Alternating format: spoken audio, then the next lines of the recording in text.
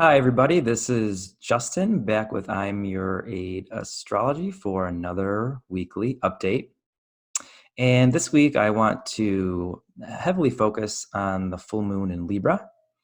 But before I get to that, there is a lot surrounding this full moon.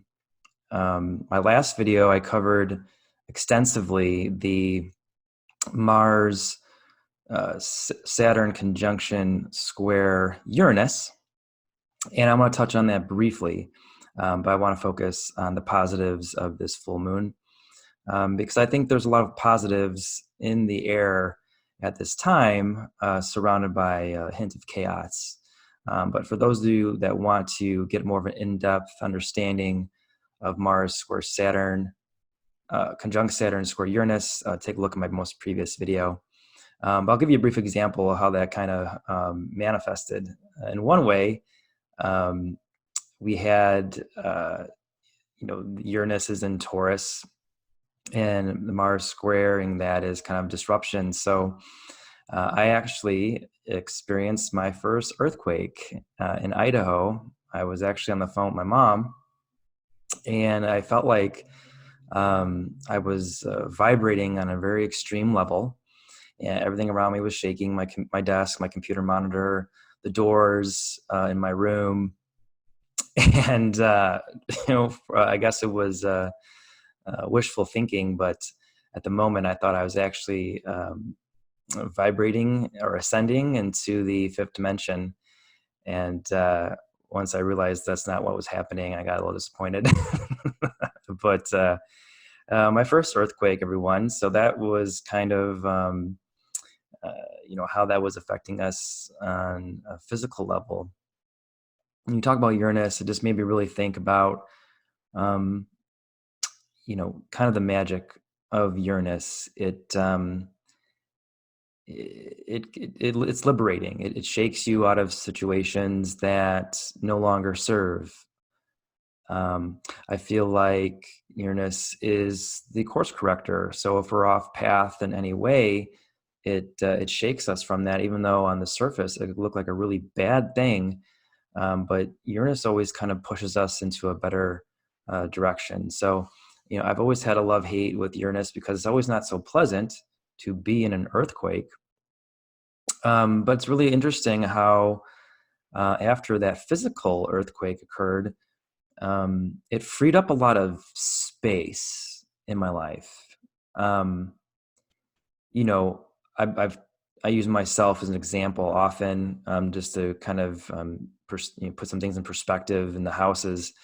I've had Saturn in the fourth house for the last 3 years or so, which is very difficult, especially with family and emotional foundations. So, a lot of this Jupiter and Pluto conjunction has been transforming my fourth house. So, ironically, I was on the phone with my mom, who's been in a relationship that has been strained over the course of the last few years. And it's funny, when Uranus strikes, everyone just kind of drops their bullshit. And at that moment, it was just really about, hey, are you okay? Call me if you need me. Like, we just dropped what we were discussing, and you just realize what's most important in life. And I think a lot of this isolation is us. On the surface, it's stressful, but it's forcing us to look at ourselves. And when I think about the full moon in Libra, it's the other. And when you're looking in the mirror, you're looking at the other person, and you really are honestly coming face to face with yourself. So it gave me a lot to think about regarding this week's video. Another quick example of how the Mars-Saturn conjunction square Uranus affected things is, Uranus wants to go a certain direction, and it's stopped in its tracks by Saturn. It's kind of like, driving and getting into a roadblock or a checkpoint from the police. For me, as I mentioned in my last video, I went under contract for my first home, and lo and behold, I was met with restriction right when Mars came into contact with Saturn, because I got my inspection report that did not come back very favorable. So we're kind of back to the drawing board with negotiations, which I feel Mercury is going to save me there this week. But it was like, head in the clouds celebration met with a brief pause. So it wasn't the end of the world, but this is an example, obviously, of how Saturn could feel restricting. And those that follow me are above novice in understanding astrology. So, looking at your chart, go find where this is playing around and what house it is for you. And obviously the after effect of that restriction is frustration, anxiety, anger even. So, look in your chart and see how this is affecting your life. But again, I feel that, Uranus is going to liberate us from this situation. So the full moon in Libra, there's a lot of other aspects happening around it. And I don't mind it very much. So how do we know that this is a full moon? We have the moon is in opposition with the sun. Sun in Aries, moon in Libra. With that, we also have Venus, who moved into Gemini. I have Venus in Gemini natally, so I'm having my Venus return. And Mercury is having a conversation with both Jupiter and Pluto, as it's also ingressing into Aries, which I mean is Mercury. And then we still have a little bit of touch points between Uranus and Mars. So for just this, for the viewership's understanding, I'm going to be covering the 8th of April through about the 12th or so. So I already touched in detail about Mars conjunct Saturn square Uranus. So check out my last video if you want to understand that better, because I really wanted to stay on the positive points of this full moon action. So in general, this full moon is considered the artist's moon. So, and then when you're discussing Libra, you're talking about relationships, beauty, aesthetics. And so just on some, general understanding of what this moon means is it's creativity in many different ways. So, all of you might have a certain project that you started a while ago and you've been thinking about, and you just haven't taken action on it.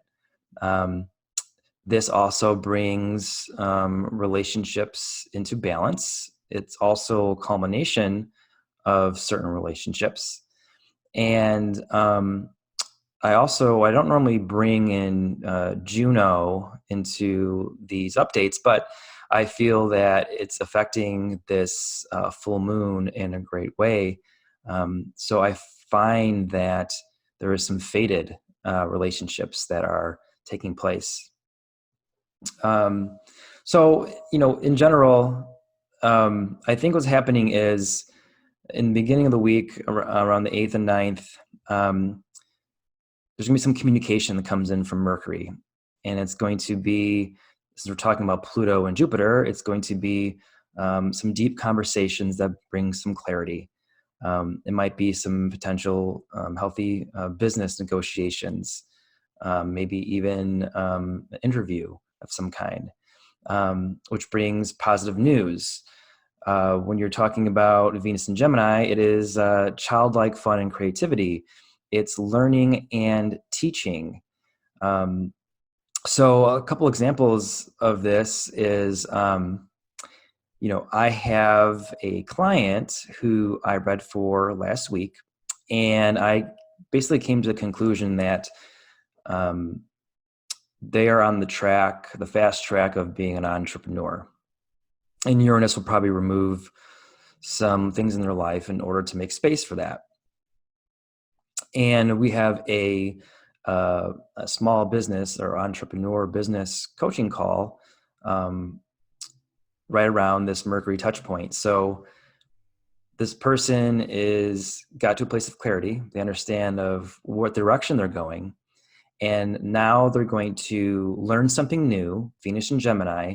Venus likes to learn and teach in Gemini. So this person's going to learn something new about creating a business and what is going to be the result of learning something new. Is they're going to be able to teach through an educational platform. I'm not going to get into the personal, aspects of my client. I keep that very private. But it's adding something to your tool belt that is going to take you to another place. Call it a leveling up. So this is the opportunity we have.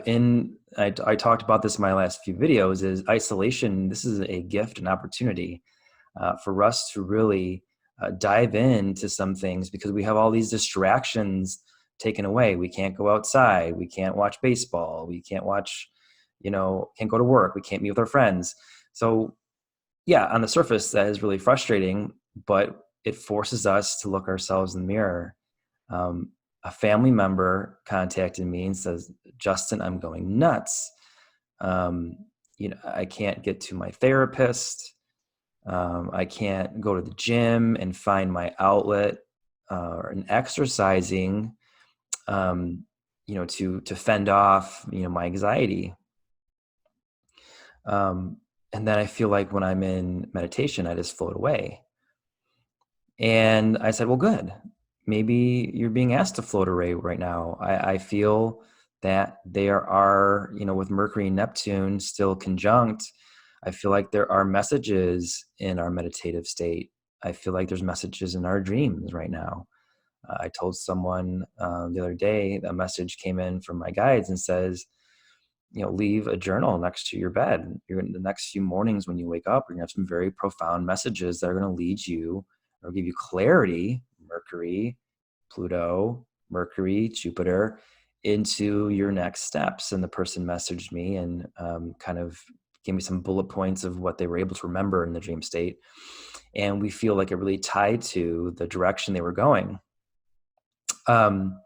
So I try to just put in perspective for people that what seems to be a crisis is actually a blessing.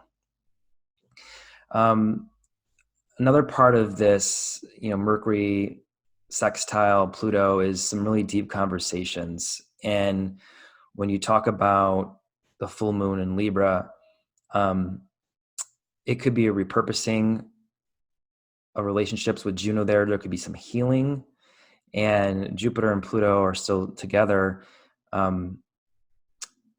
It's death and transformation. So I think some of these deeper conversations we're having is going to transform a lot of our relationships and put them into a new place. For me, this is activating my Moon Pluto conjunction in my first house. So I've been able to transform a very challenging relationship with my mother, and out of chaos. The virus that is going around is putting things in perspective for people, what's important. And this has opened up a chain of dialogue that I haven't had in a very long time. And I've had some really good heart-to-hearts. Mercury, sextile, Pluto, deep conversations. And I'm able to get into a better place and transform we'll call it a broken relationship. I've also had some very difficult conversations with family and friendships.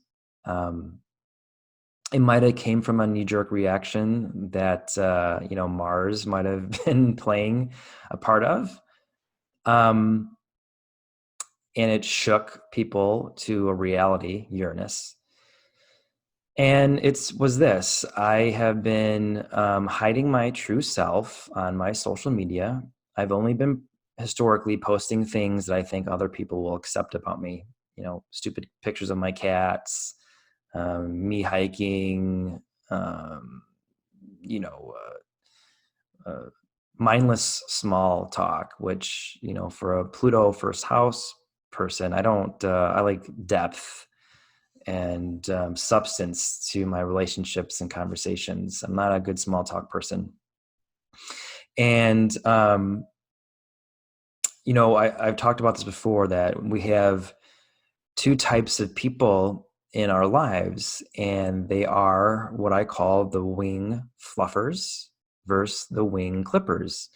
It's the individuals in your life that build you up and support you, and those that kind of hold you back, feel kind of weighted, heavy, or in some extreme cases, bring you down. And lately, I have, I guess, over the last 60 days, I have been sharing more of my true self.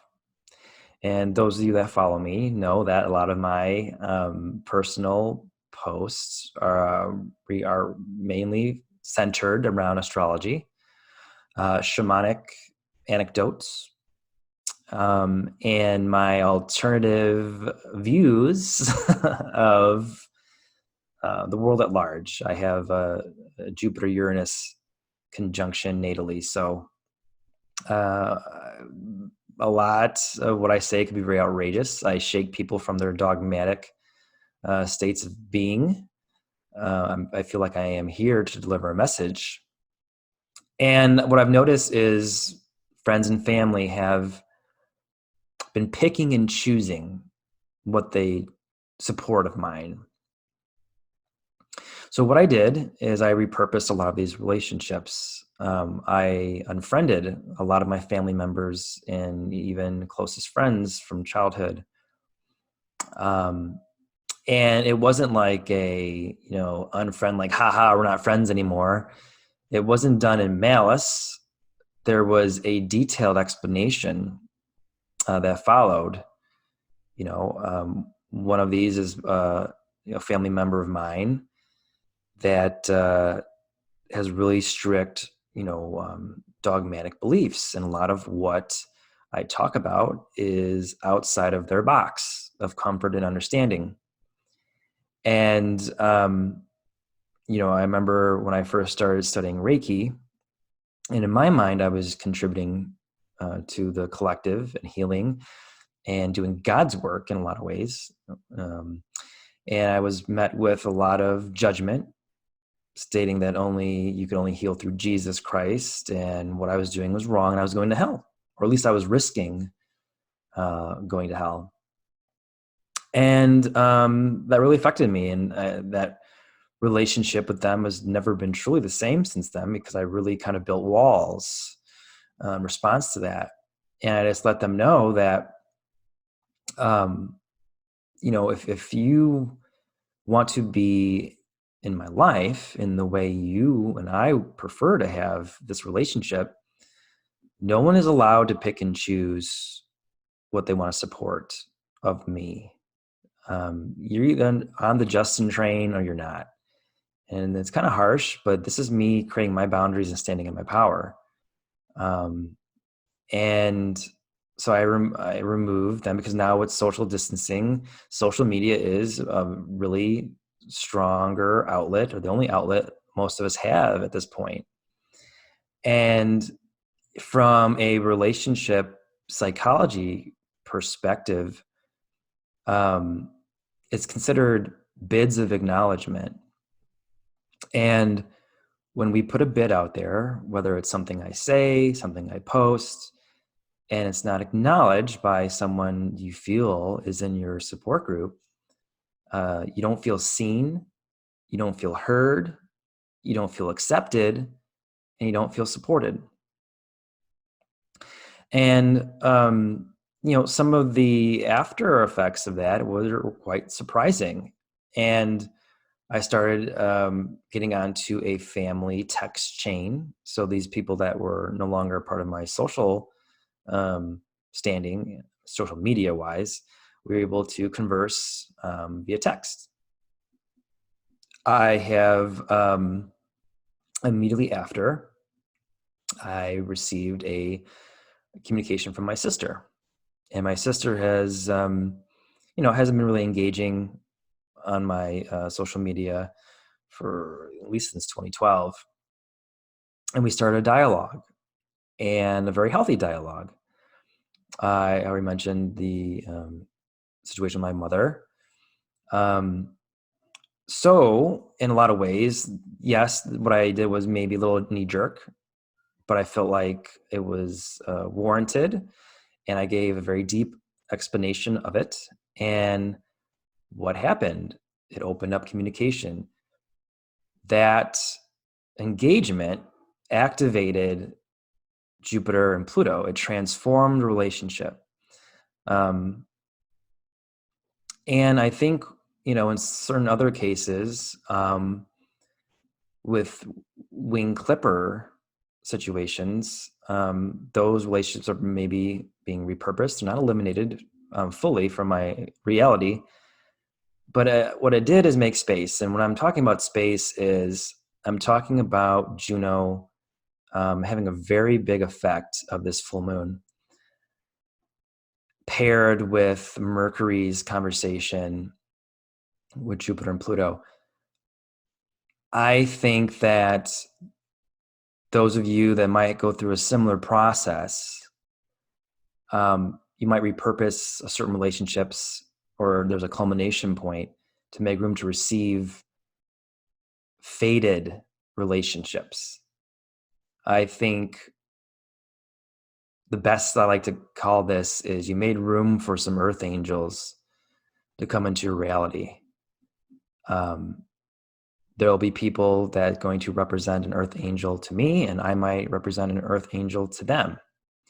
And I think a lot of this culmination point wouldn't have happened, or, this is what the positives of disruption is. On the surface, everyone is really paranoid and freaked out about Mars and Saturn square Uranus.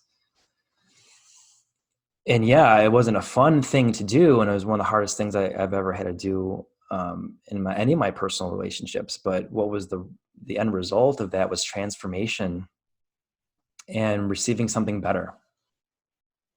So there's a lot of good happening around this full moon. So also a part of this is we have Mercury ingressing into Aries. I think that's around the 11th. And Mercury, as it ingresses into Aries, now Mercury in Aries could be tricky. It's very impulsive. It's acting without thinking. It's speaking at the rate of your thoughts. It is jumping into things without having a plan. It's really blunt with its speech. Luckily, the sextile to Saturn is going to ground Aries a little bit. So here's what I see happening. This full moon is going to bring some creative, passionate projects back into full circle. And it's also going to harmonize and balance relationships. So you're building your supporting cast, we'll call it. As I keep mentioning, in May, the nodes are moving. Destiny is changing for all of us. Who is on your train? If there's, you have a passenger train that holds 20 people and you have 40 people in your immediate circle, not everyone can make the ride. I'm not saying just dump all these relationships. I'm saying that there's going to be situations that occur, whether you initiate them or not, that's going to open up a place of clarity. In isolation, there is rewards. There's healing. A lot of my healing in life came through, shamanic soul retrievals, and I had to deal with that in isolation. Sometimes you can only heal in isolation. And I think this is going to spring your creativity, balance your relationships to make room for faded relationships that are going to be a big part of your development and your future. I have a lot of mentors that have suddenly come into my life that have really put me on a different path. And I think a lot of those relationships are going to alchemize into something greater, which is really exciting for me. So with this expansion and culmination and repurposing and healing of relationships, it's going to create some deep transformation with Pluto and Jupiter, and it's going to transform your life for the better. The news that comes in the following week is going to be very exciting. It's going to light you up. It's going to put you on, again, a new path. You're going to add something to your tool belt to empower you to become the person you've always wanted to be standing in your authenticity. Saturn is also here to harmonize Mercury and Aries.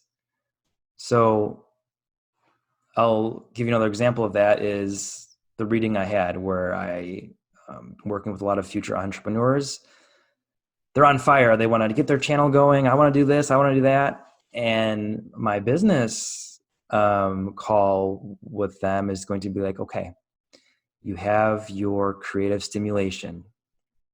You have your content. What do you do with it? Now, write your business plan. Even if you memorize what you want to do in your head, I feel like every entrepreneur needs to write their own business plan from just an intention perspective. You need to put that energy and words into power. You need to send it to the universe and let them know what you desire. But it goes beyond that. It's building your website, buying your URL, doing your branding. What is your marketing plan? What's your approach with social media? Are you going to be investing in social or Instagram ads? Are you going to be creating native content, doing videos? So what Saturn is doing is, okay, we have this inspiration. Let's do this in a very calculated way. It's not a sprint. It's a marathon. Remember, Saturn is it's long-term development. It's not an overnight, you get hit with a lightning bolt or have a near-death experience and you're changed and you're on a different path. In some ways, some of this energy can feel like that because we are awakening things in our spirit that have been dormant, or we have just, quite frankly, put aside or have been just bogged down with fear and distractions. Like I said in my last video, are you going to be on the side of fear, Pluto, or are you going to be on the side of Jupiter, positivity, law of attraction? What you give energy to grows. And when you worry, you pray for what you don't want. So I feel like this is a very exciting time. I know it's hard to pull the positive out of the times we're going through. I do have a recommendation for all of you. And this is something that I've just came together with my own trial and error. There's a lot going on with frequency right now. And there's a lot going on with a lot of fear porn on television and social media that's going to potentially distract you from a lot of this energy that's going to be very beneficial. I would limit your news and social media intake. We'll call it maybe 20 minutes a day because I think it's still important to be informed. Knowledge is power, but it could be debilitating. There's messages from the universe right now with Mercury and Neptune. I've been doing this for about 45 days now. At night, turn off your cell phones and put them in your garage, keep them in your car, keep them out of the house, but you're not in a place where they can be stolen. And unplug your modem from the wall completely.